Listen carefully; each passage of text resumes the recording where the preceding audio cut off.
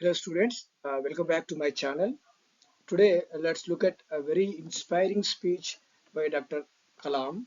I have prepared a brief note on Dr. Kalam's speech, My Vision for India from the examination point of view. I will explain this summary in Telugu. My vision for India అనేది APJ Abdul Kalam యొక్క speech. So మనం APJ Abdul Kalam గురించి తెలుసుకుందాం. APJ Abdul Kalam ఒక Indian scientist. అతను 1931లో October 15th రోజు రామేశ్వరంలో జన్మించారు. So ఇతను 2002 నుండి 2007 వరకు భారత రాష్ట్రపతిగా కూడా సేవలు అందించాడు. సో అలాగే he was key figure in development of India's rocket and nuclear weapon programs. అతను భారతదేశ యొక్క రాకెట్ మరియు అణ్వాయుధాలకు సంబంధించిన కార్యక్రమాల్లో ఒక ప్రముఖ పాత్రను పోషించాడు. సో అతన్ని మనము the missile man of India అని కూడా పిలుస్తారు. So Kalam Madras institute of technology నుండి ఏరోనాటికల్ ఇంజనీరింగ్ డిగ్రీని పొందాడు. సో ఆ తర్వాత అతను ఈ joint defence research and development organisation DRDO in 1958. In 1969 he move to the Indian space research organisation. So అతను మొదట డిఆర్డిఓలో 1958లో జాయిన్ అయ్యాడు. ఆ తర్వాత 1969లో అతను ఇస్రోలో చేరాడు. He made significant contributions to the 1998 Pokhran 2 nuclear experiments. So ఇతను వాజ్పేయి గవర్నమెంట్లో వాజ్పేయి భారత ప్రధానమంత్రి ఉన్నప్పుడు పోఖ్రాన్ 2 అణ్వాయుధ పరీక్షలు 1988లో జరిగాయి. అప్పుడు తను ప్రముఖ పాత్ర వహించాడు. Let's see some questions from the topic. Give an account of 3 visions of Dr. Kalam for India and how they might be achieved according to him. What are the views of Dr. Kalam about strengthening our motherland? So let's see the answer. Dr. APJ Abdul Kalam delivered the well-known speech, My Vision for India, to the students of IIT Hyderabad in 2011. He shared his 3 clear visions for India, as well as 4 career milestones. His 3 visions are freedom, development, and strength. So Abdul Kalam తన స్పీచ్ని my vision for India అనే ఒక well known స్పీచ్ని IIT Hyderabad విద్యార్థులకి 2011లో ఇచ్చాడు. So దాన్ని అతను share చేసుకున్నది ఏంటి అంటే 3 క్లియర్ విజన్స్ ఇండియా గురించి అతను షేర్ చేశాడు విద్యార్థులతో. తన ఐడియాస్ను పంచుకున్నాడు. అలాగే 4 కెరియర్ మైల్ స్టోన్స్ ఉన్నాయి. అతను 4 తన జీవితంలో తన కెరియర్లో 4 సిగ్నిఫికెంట్ ఈవెంట్స్ ఏం జరిగాయి, మైలురాయిలు ఏంటి అనేది కూడా ఆ విద్యార్థులతో ఐఐటి విద్యార్థులతో తను పంచుకున్నాడు. సో ఆ 3 విజన్స్ ఏంటి అంటే, ఒకటి ఫ్రీడమ్, రెండవది డెవలప్మెంట్, మూడవది స్ట్రెంగ్త్, స్వేచ్ఛ, అభివృద్ధి, శక్తి. So let's see first vision. మొదటి విజన్ ఏదో చూద్దాం. He strongly believes that India developed its first vision of freedom in 1857 during the first war of independence. So Abdul Kalam బలంగా ఏం నమ్మాడంటే, ఇండియా డెవలప్మెంట్ ఎప్పుడు స్టార్ట్ అయింది అంటే, so first war of independence, భారత ప్రథమ స్వాతంత్ర సంగ్రామం 1857లో మొదలైంది. అప్పటి నుండే ఉందని చెప్పేసి అతను స్ట్రాంగ్గా బిలీవ్ చేశాడు. అలాగే he states that freedom is inherent in our country. So ఇంకేమంటున్నాడంటే, ఫ్రీడమ్ అనేది, స్వేచ్ఛ అనేది మన భారత జాతిలోనే ఇన్హెరెంట్గా ఉంది, అంతర్గతంగా ఉంది అని చెప్తున్నాడు. Though many rulers from different parts of the world invaded and looted India, we Indians never attacked or grabbed others territory. So ఇంకేమన్నాడు, సో వేరే దేశపు పాలకులు, rulers different parts of the world, ప్రపంచంలోని వివిధ ప్రాంతాల నుంచి, డచ్, ఇంగ్లాండ్, పోర్చుగీస్, ఫ్రెంచ్, ఇలా రకరకాల దేశాల వాళ్ళు ఇండియాను ఇన్వైట్ చేసుకున్నారు, అంటే ఆక్రమించుకున్నారు, దోపిడీ చేశారు. కానీ ఇండియన్స్ ఎప్పుడు కూడా వేరే దేశాలపైన అటాక్ చేయడం కానీ, వారి భూభాగాన్ని ఆక్రమించుకోవడం కానీ చేయలేదంటున్నాడు. అది అతని యొక్క ఫస్ట్ విజన్. దాన్ని ఏమన్నాడు, ఫ్రీడమ్ అన్నారు. So let's see second vision for India is development. అతని యొక్క సెకండ్ విజన్ ఏంటంటే అభివృద్ధి. He says it is high time to consider ourselves a developed nation. So అతను ఏమంటున్నాడు, ఇప్పుడు మనము ఇండియాను అభివృద్ధి చెందిన దేశంగా పరిగణించాల్సి ఉంది అని అంటున్నాడు. So despite India's high GDP growth rate and low poverty rate, we lack the self confidence to see ourselves as a developed nation. So ఇంకేమంటున్నాడంటే, ఇండియా యొక్క జీడిపి ఎక్కువగా ఉంది, హై జీడిపి, స్థూల జాతీయోత్పత్తి రేటు చాలా ఎక్కువ ఉన్నా కానీ తక్కువ పావర్టీ రేట్, దారిద్ర్య రేఖ తక్కువగా ఉన్నా కానీ మనకు లేనిది ఏంటంటే సెల్ఫ్ కాన్ఫిడెన్స్ లేదు, ఆత్మవిశ్వాసం లేదు. ఇలా మన దేశాన్ని ఒక డెవలప్డ్ నేషన్ గా చెప్పుకోవడానికి చూడడానికి మనకు ఆ సెల్ఫ్ కాన్ఫిడెన్స్ లేదని అంటున్నాడు.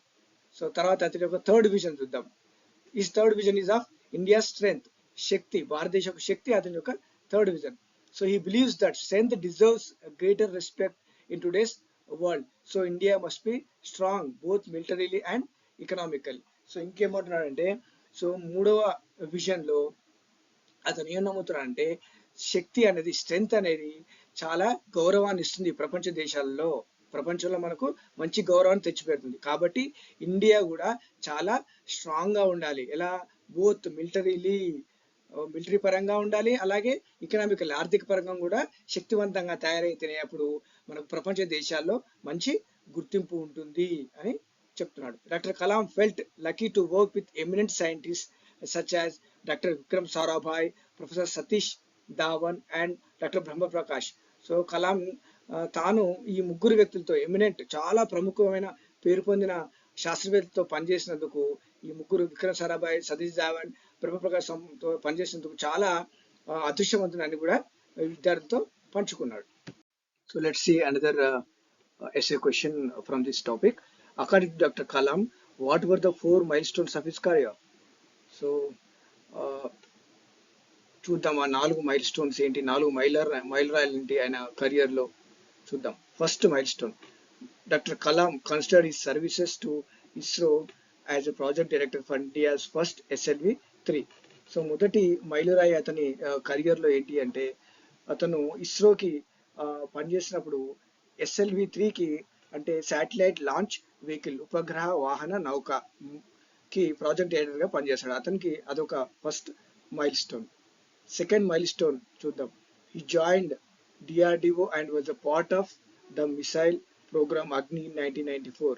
సో అతను అగ్ని మిసైల్ తయారీలో కూడా 1994లో అతను ఈ దాంట్లో కూడా DRDOలో జాయిన్ అయినప్పుడు ఈ అగ్ని మిసైల్ లో కూడా పాలు పంచుకున్నాడు. అతను ఒక పార్ట్ గా ఉన్నాడు. అదొక అతను second mile stone of his career. Third, his participation in the nuclear test on May 11 and 13, 1998 along with his team made him feel proud. పోఖ్రాన్లో జరిగిన న్యూక్లియర్ ఎక్స్పెరిమెంట్స్, అణ్వాయుధ పరీక్షలకు సంబంధించి మే 11, 13, 1998లో జరిగిన అణ్వాయుధ సంబంధించిన పరీక్షల్లో కూడా ఇతను పార్టిసిపేట్ చేశాడు, పాల్గొన్నాడు. అతనికి అది చాలా గర్వకారణమైంది. సో ఇది మూడవ మైల్ స్టోన్. అదొక significant event of his life, of his career. So let's see fourth. At request of an orthopedic surgeon from NIMS, Hyderabad, Kalam's team made floor reaction orthosis 300-gram calipers to lessen the burden on physically disabled children. So ఇతను హైదరాబాద్కి వెళ్ళినప్పుడు నిమ్స్లో ఒక orthopaedic surgeon, ఎముకల doctor ఒక request చేశాడు. ఆయన request చేసిన ప్రకారం కలాం యొక్క టీం, వాళ్ళ జట్టు ఒక క్యాలిపర్స్ ని తయారు చేసింది. క్యాలిపర్స్ అంటే వికలాంగులకి, కాలు లేని వికలాంగులకి కృత్రిమ కాళ్ళను అమర్చడం, అది క్యాలిపర్స్. అది గతంలో చాలా బరువుగా ఉండేది. సో ఈ కలాం యొక్క టీం ఏం చేసిందంటే ఫ్లోర్ రియాక్షన్ ఆర్థోసిస్ అనే దాంతో ఒక క్యాలిపర్స్ ని తయారు చేసింది. అది ఎంత వెయిట్ ఉందంటే 300 గ్రామ్ ఉంది. సో చాలా తక్కువ బరువు ఉంది. సో దానివల్ల ఫిజికలీ డిజేబుల్డ్ చిల్డ్రన్ కి చాలా బరువు తగ్గింది. గతంలో ఆ బరువును మోస్తూ వాళ్ళు నడిచేవారు. ఇప్పుడు ఆ క్యాలిపర్స్ తక్కువ వెయిట్ తో చేయడం వల్ల బరువు తగ్గింది. ఇది అతని యొక్క fourth mile stone. So next, medias obsession with bad news. So ఇతను మనము మీడియాకి బ్యాడ్ న్యూస్ పట్ల ఎట్లా వ్యామోహం ఉందనే విషయాన్ని మనకి విద్యార్థులతో, IIT విద్యార్థులతో ఈ విధంగా పంచుకున్నాడు. Kalam criticises Indian media for focusing on bad news, and he also questions Indians' interest in reading negative news about death and crime. So Kalam Indian మీడియాను విమర్శిస్తున్నాడు. ఎందుకంటే ఇండియన్ మీడియా ఎక్కువగా బ్యాడ్ న్యూస్ పైన ఫోకస్ చేస్తూ ఉంది. అలాగే ఇంకొకటి ఏముందంటే, ఇండియన్స్ యొక్క, మన భారతీయుల యొక్క ఇంట్రెస్ట్ ఏముంది, ఎప్పుడు మనం నెగటివ్ న్యూస్నే బాగా చదువుతాము. చావుకు సంబంధించి, నేరాలకు సంబంధించి, నేరాల గోలకు సంబంధించి న్యూస్ ఎక్కువ చదువుతారని అతను క్రిటిసైజ్ చేశాడు. So he gives an example of an Israel newspaper that gives prominence to the inspiring news of a Jewish man who transformed a desert land into a garden on the front page instead of Hamas bombings. So Dr. Kalam Israel దేశంలో tele అవీవ్కి వెళ్ళినప్పుడు అతను అక్కడ ఒక news paper చదివాడు. ఆ news పేపర్లో, Israel news పేపర్లో ఏముంది అంటే, వారు అంతకు ముందు రోజు జరిగిన హమాస్ అనేది ఒక తీవ్రవాద సంస్థ చేసిన బాంబు దాడుల గురించి కాకుండా, మొదటి పేజీలో ఆ బాంబు దాడుల గురించి పేర్కొనకుండా, దానికి ఇంపార్టెన్స్ ఇవ్వకుండా, అక్కడ ఒక జూయిష్ మ్యాన్, యూదు మనిషి ఈ ఒక ఎడారిని ఏ విధంగా గార్డెన్ లాగా గ్రీనరీగా మార్చాడనే న్యూస్ని, ఒక ఇన్స్పైరింగ్ న్యూస్ని వాళ్ళు మొదటి పేజీలో, ఫ్రంట్ పేజీలో వేశారు. అది అతను కలాం ఒక ఉదాహరణగా చెప్తున్నారు. అంటే మనము భారతీయులు నెగిటివ్ న్యూస్ పట్ల ఎక్కువగా శ్రద్ధ వహిస్తారు, అదే వేరే అభివృద్ధి చెందిన దేశాల వాళ్ళు పాజిటివ్ న్యూస్ పట్ల శ్రద్ధ వహించాలనే విషయాన్ని చెప్తా ఉన్నాడు. So next, obsession with foreign things. So మనకి విదేశీ వస్తువుల పట్ల వ్యామోహం ఎలా ఉంది అనే విషయాన్ని విద్యార్థులతో షేర్ చేసుకుంటున్నాడు. He poses another question about our obsession with foreign things. We must proclaim to ourselves that India is a highly developed nation. So అతను ఇంకొక క్వశ్చన్ అడుగుతున్నాడు, ఏమని? మనకు ఫారిన్ థింగ్స్, విదేశీ వస్తువులు అంటే మనకు వ్యామోహం ఉంది. అందుకే ఇంకేమన్నాడు, మనకు మనమే ఇండియా అనేది బాగా అభివృద్ధి చెందిన దేశం అని చెప్పేసి ప్రకటించుకోవాల్సింది, చాటుకోవాలి. We don't need foreign things or technology as we are self reliant. ఇంకేమన్నాడంటే, ఆ విధంగా హైలీ డెవలప్డ్ నేషన్, అభివృద్ధి చెందిన దేశం ప్రకటించుకోవడమే కాకుండా మనకు విదేశీ వస్తువులు అవసరం లేదు, విదేశీ టెక్నాలజీ సాంకేతికత అవసరం లేదు, ఎందుకంటే మనం సెల్ఫ్ రిలయంట్, స్వయం సమృద్ధి సాధించాము అని చెప్తున్నాడు. India must comply with the system in foreign countries.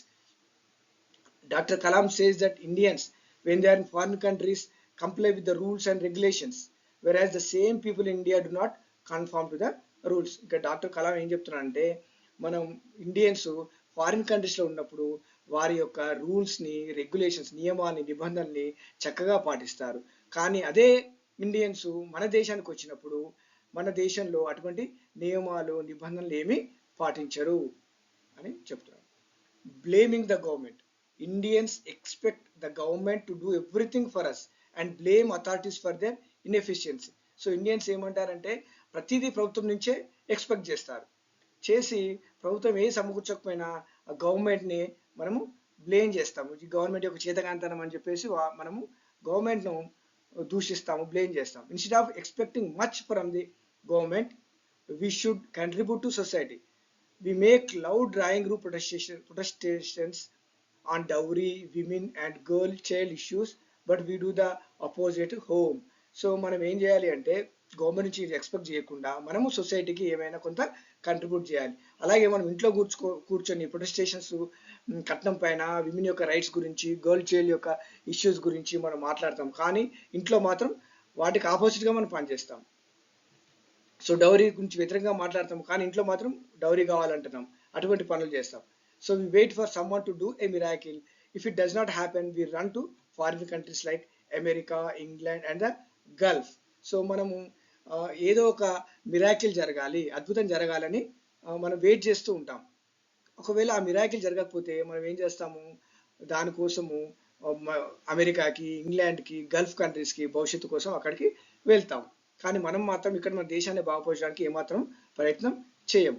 When war breaks out in the Gulf, we demand that the Indian government take us back home. అక్కడ వెళ్తారు, మళ్ళీ అక్కడ ఏమైనా యుద్ధం జరిగితే మళ్ళీ ఇండియన్ గవర్నమెంట్ మనల్ని వెనక్కి తీసుకురమ్మని చెప్పేసి కూడా డిమాండ్ చేస్తారు.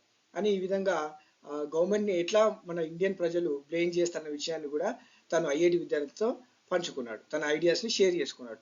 Doctor Kalam appeals to us to do what India needs us and wraps up his speech with JF Kennedy's inspirational quote.